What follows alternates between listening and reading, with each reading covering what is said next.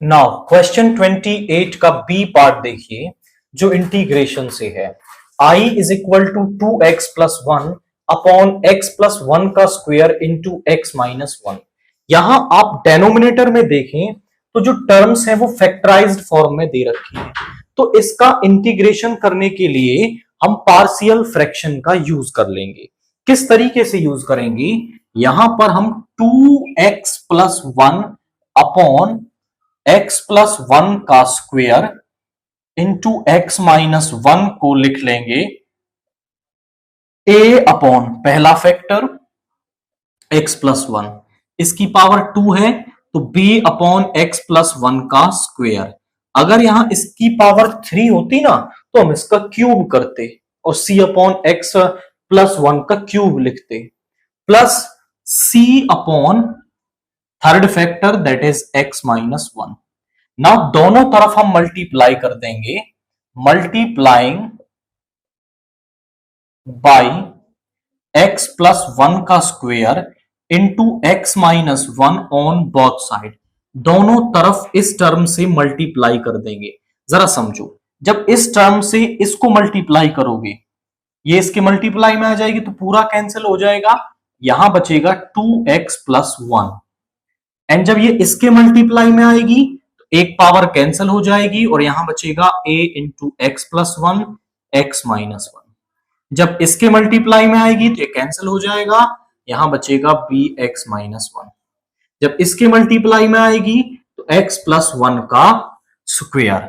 यहां पे अब आप देखें तो a, b और c की वैल्यू हमें निकालनी, वो हम यहां पुट कर देंगे तो फिर हमें इसका इंटीग्रेशन मिल जाएगा ए बी सी की वैल्यू निकालते ही। उसके लिए हम यहां पर वैदिक मेथड यूज करने वाले हैं। हम पहले यहां पे पुट कर देते हैं x को -1। जब x को -1 रख देंगे तो -2 + 1, यानी यहां पे हो गया 0, यहां पे हो जाएगा -1 इंटू b और यहां पे रख देंगे तो ये भी 0, यानी माइनस का 2b is equal to minus का 1, यानी b इज इक्वल टू हमारे पास यहां पे 1/2 आ गया। अब हम x को यहां पे रख देंगे 1, putting x is equal to 1, तो यहां पे आ गया 2 + 1, ये 0, ये 0 प्लस c इंटू 2 का स्क्वायर, 1 + 1 2 का square, c is equal to 3/4। अब a को निकालने के लिए ना हम इसको थोड़ा सा एक्सपेंड कर देंगे, थोड़ा एक्सपेंड हमें इसे करना पड़ेगा। तो यहां पे अब 2x+1 लिखेंगे, यहां पे a into a + b a-b यानी a² -1, यहां पे b into x-1 plus c into x² +1 + 2x।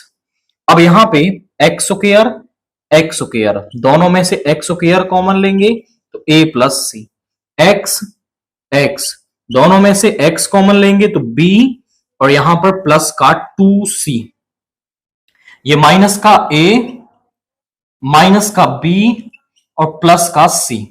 Now दोनों तरफ हम x² के कॉफिशिएंट कंपेयर कर लेते हैं, कंपेयरिंग कॉफिशिएंट ऑफ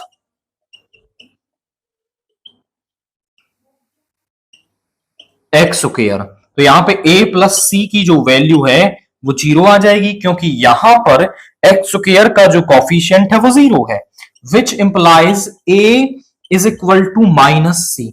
जो a की वैल्यू है वो हमारे पास -c आ गई, यानी कि जो a की वैल्यू है वो c का नेगेटिव -3/4 आ गई। अब यहां पर इन वैल्यू को यहां रख देते हैं, तो 2x+1 अपॉन x+1 का स्क्वायर इंटू x-1, ये हमारे पास आएगा, a की वैल्यू आई -3/4 इंटू x+1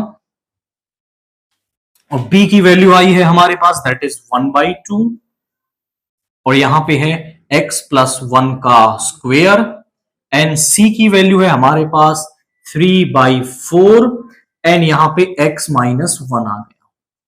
अब आप यहां देखें तो इस टर्म की जगह पे आप ये पूरा पुट कर सकते हो, तो i किसके इक्वल हो गया, इंटीग्रेशन ऑफ -3/4 x+1 + 1/2, इसको ऊपर ले जाएंगे एक्स प्लस वन की power -2 plus 3/4 x minus one, इसका इंटीग्रेशन।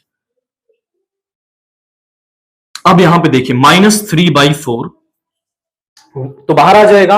1/x+1 का इंटीग्रेशन क्या होगा, that is log of x+1, और यहां पे प्लस का 1/2 लीनियर टर्म है तो पावर में 1 ऐड करेंगे, उसी पावर को नीचे लिखेंगे, प्लस 3/4 log x-1 प्लस का c।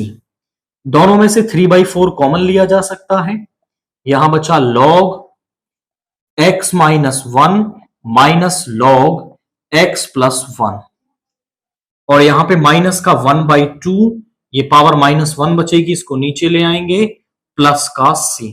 यहां प्रॉपर्टी यूज कर रहे हैं log m minus log n जो है वो इक्वल होता है log m/n के। तो यहां पे हमारे पास क्या आ गया, I is equal to 3/4 log x-1 upon x+1 minus 1/2 of x+1 plus c। ये हमारे पास क्या आ गया, इस I की वैल्यू यहां पर आ रही है। तो यहां पे हमने पार्शियल फ्रैक्शन का यूज किया। सारा जो की कंसेप्ट है वो ए बी सी की वैल्यू निकालना है। जैसे ही हम ए बी सी की वैल्यू रखते हैं ना, वो टर्म्स हमारे पास ऐसी सिंप्लीफाइड फॉर्म होती है जिसका हम using formula integration find out कर सकते हैं। एंड आफ्टर दैट फिर सिंपल फॉर्मूला लगा करके हमें यहां पर इसका इंटीग्रेशन मिल गया है।